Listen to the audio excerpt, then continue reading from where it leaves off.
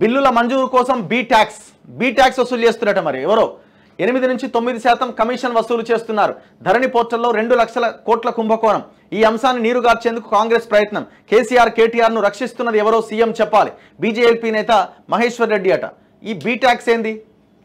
కాంగ్రెస్ అట అధికారంలోకి వచ్చాక బీ ట్యాక్స్ వసూలు చేస్తుందట. రాష్ట్రంలో పెండింగ్ బిల్లుల మంజూరు కోసం కొత్తగా బీ ట్యాక్స్ వసూలు చేస్తున్నారని బీజేపీ నేత ఏలేటి మహేశ్వర్ రెడ్డి ఆరోపించారు. బీ ట్యాక్స్ అంటే ఏంది? బీ ట్యాక్స్ అంటే బట్టి ట్యాక్సా?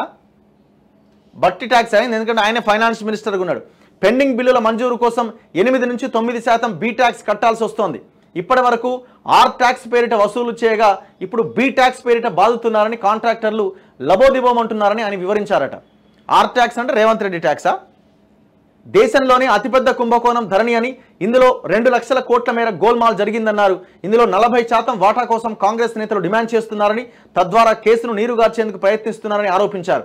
లేకుంటే కేసీఆర్ కేటీఆర్ను ఎందుకు రక్షిస్తున్నారని సీఎం రేవంత్ రెడ్డిని నిలదీశారు. చిత్తశుద్ధి ఉంటే ఈ కేసును సీబీఐకి అప్పగించి ఫోరెన్సిక్ ఆడిట్ జరిపించాలని డిమాండ్ చేశారు. 10 సంవత్సరాల్లో 18 లక్షల ఎకరాల అసైన్డ్ భూములు, 1,30,000 ఎకరాల భూదాన భూములు, 60,000 ఎకరాల దేవాదాయ భూములు అన్యాక్రాంతమయ్యాయి. కాంగ్రెస్లో చేరగానే కేకే బొంతురామ్మోహన్, రంజిత్ రెడ్డి ఆనిముత్యాలయ్యారా అని ప్రశ్నించారు. కాంగ్రెస్లో చేరేందుకు మంత్రి పదవి డిమాండ్ చేసినట్లుగా మంత్రి కోమటిరెడ్డి వెంకటరెడ్డి చేసిన వ్యాఖ్యలపైన మహేశ్వర్ రెడ్డి స్పందించారు. కోమటిరెడ్డి ఏమైనా ప్రధానమంత్రి, ముఖ్యమంత్రి అని ప్రశ్నించారు. తన కంఠంలో ప్రాణమున్నంత వరకు బీజేపీలోనే ఉంటానని స్పష్టం చేశారు. యాక్చువల్గా ఏదో మొత్తానికైతే కౌంటర్ ఓపెన్ చేసినట్టుగా చర్చ జరుగుతున్నది. ఇప్పుడు పల్లా రాజేశ్వరరెడ్డికి సంబంధించిన ఈ కేసీఆర్ కిట్లో ఏదో ఆయన బిల్లును కూడా ఓకే చేసిర్రు, దాదాపు 130 కోట్లేమో రిలీజ్ చేసిర్రు అని అంటున్నారు. ఇప్పుడు ఈ హెచ్ఎండిఏ దీంట్లోనేమో పాపం చిన్న కాంట్రాక్టర్లకు ఇంతవరకు పైసలు రాలే. ఇది ఒకవైపు ఉంటే మెగా కృష్ణారెడ్డికి ఈ వర్క్ ఆర్డర్ ఎలాంటిది జీవో ఏం లేకుండానే ఆయన ఇప్పుడు ఒకవేళ అది రిలీజ్ చేస్తే బయటకు వస్తుంది పబ్లిక్ డొమైన్లో, అది మళ్ళీ పెద్ద చర్చకు దారితీస్తే ఎలక్షన్లో ఇబ్బంది అయిద్దని ఆయనకి ఏ ఆటంకం లేకుండా మెగాకి డబ్బులు రిలీజ్ చేస్తున్నారన్న ఆరోపణలు ఉన్నాయి.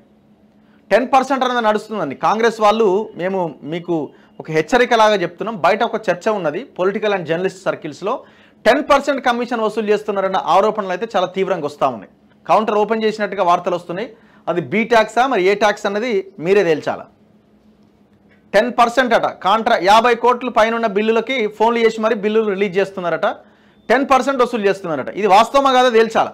ఇది 10% 20 అయితే 20, 30 అయితే 30, 40 అయితే కేసీఆర్ పట్టిన గతే మీకు పడుతుంది.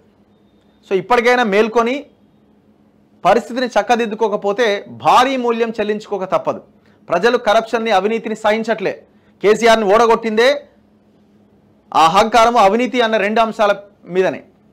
సో మీరు దానికి అట్లే పాల్పడితే మీ మీద పెద్ద ఎత్తున ఇప్పుడు ఏ పార్టీ ఎవడైనా శుద్ధపూస కాదు, అంత అట్లే పాడయ్యారు.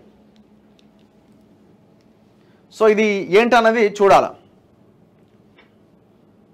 ఇప్పుడు ధరణిలో ఇప్పుడు రేవంత్ రెడ్డి ఆలోచించాల్సింది ఏంటంటే ఈ ధరణి మీద వీళ్ళు ఎలిగేషన్స్ పెట్టే సిచ్యువేషన్ ఎందుకు వచ్చింది? అది మీ వల్లే వచ్చింది. నవీన్ మిట్టల్ అనే ఒక దొంగ ఆఫీసర్ని, ఒక కరప్టెడ్ ఫెలోని తెచ్చి మీరు ధరణికి పోర్టల్ నిర్వహణకి ఆ కమిషనర్గా మీరు దానికి నియమిస్తే ఏముంటుంది దాని మీద?